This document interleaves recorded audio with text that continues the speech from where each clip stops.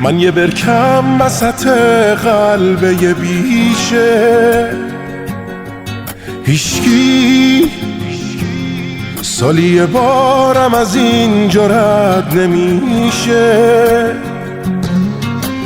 تو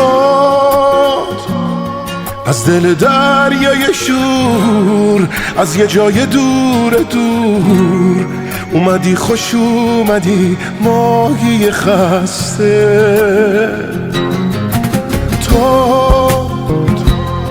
وقتی رد شدی از این برکه تنها، من آرزوم شد برسم یه روزی دریا.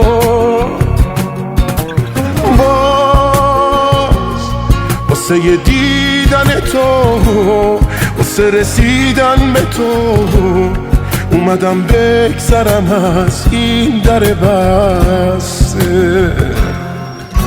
ماهی ماهی ماهی شدم امشب راهی، کجای دریا رو بگردم.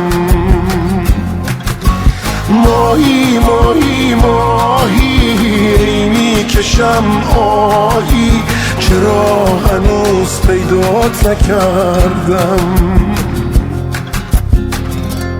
با تو این برکه تشنه مثل اقیانوس عشقه، کسی از عشق من و تو ننوشته.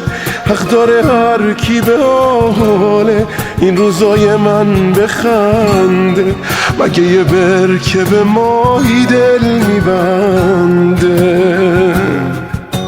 ماهی ماهی ماهی شدم امشب راهی، کجای دریا رو بگردم.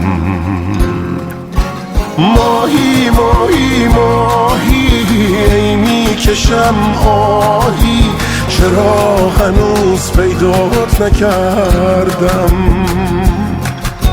ماهی ماهی ماهی شدم امشب راهی، کجای دریا رو بگردم. ماهی ماهی ماهی